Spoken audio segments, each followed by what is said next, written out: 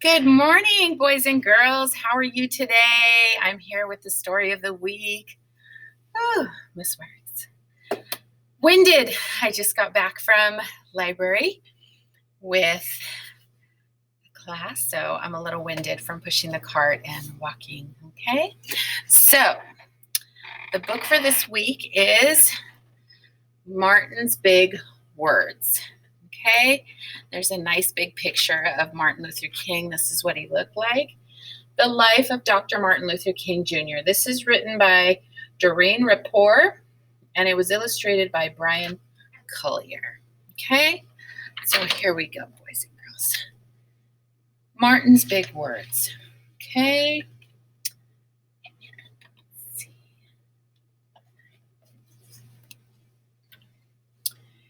Everywhere in Martin's hometown, he saw the signs, white only.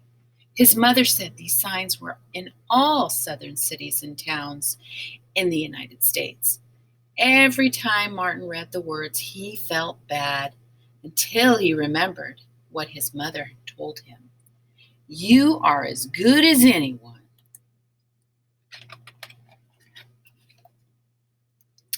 In church, Martin sang hymns. He read from the Bible. He listened to his father preach. These words made him feel good. When I grow up, I'm going to get big words too.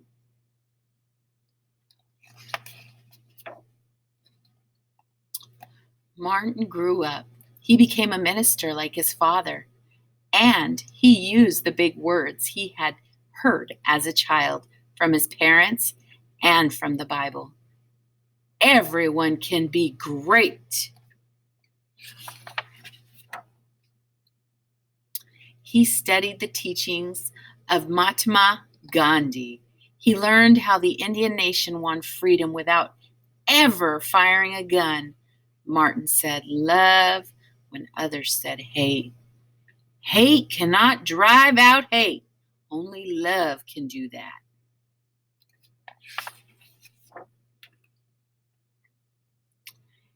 He said, together when others said separate, he said peace. When others said war, sooner or later, all the people of the world will have to discover a way to live together.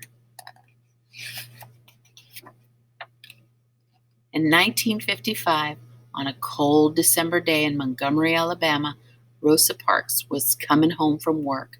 A white man told her to get up from her seat on the bus so he could sit. She said no and was arrested. Montgomery's black citizens learned of her arrest. It made them angry. They decided not to ride the buses until they could sit anywhere they wanted. For 381 days, they walked to work and school and church. They walked in rain and cold and in blistering heat.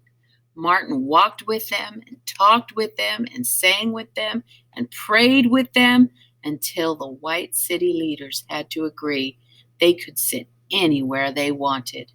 When the history books are written, someone will say there lived black people who had the courage to stand up for their rights. In the next 10 years, black Americans all over the South protested for equal rights. Martin walked with them and talked with them and sang with them and prayed with them. White ministers told them to stop. Mayors and governors and police chiefs and judges ordered them to stop, but they kept marching. Wait for years. I have heard the word wait. We have waited for more than 340 years for our rights. And that's a long time, huh? They were jailed and beaten and murdered, but they kept on marching. Some black Americans wanted to fight back with their fists. Martin convinced them not to by reminding them of the power of peace. Love is the key to the problems of the world.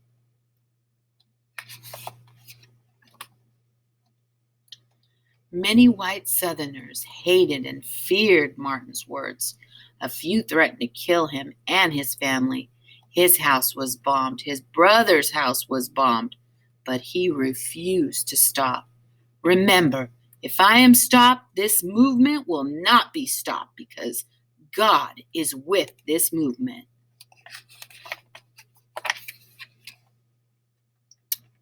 The marchers continued. More and more Americans listened to Martin's words. He shared his dream and filled them with people.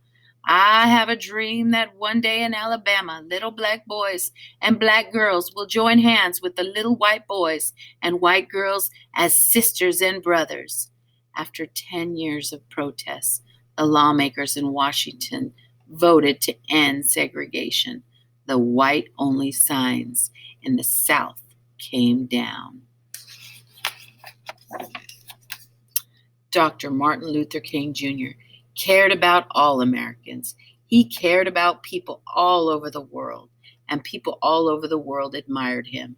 In 1964, he won the Nobel Peace Prize. He won it because he taught others to fight with words, not fists.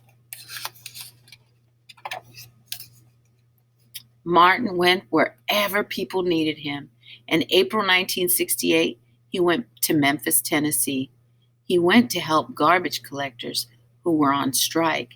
He walked with them and talked with them and sang with them and prayed with them. On his second day there, he was shot. He died. His big words are alive for us today. The end. So, boys and girls, Martin Luther King was a huge part of our history. I hope you enjoyed today's story.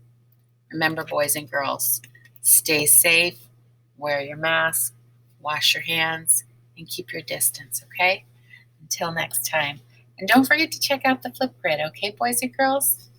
I look forward to seeing you soon.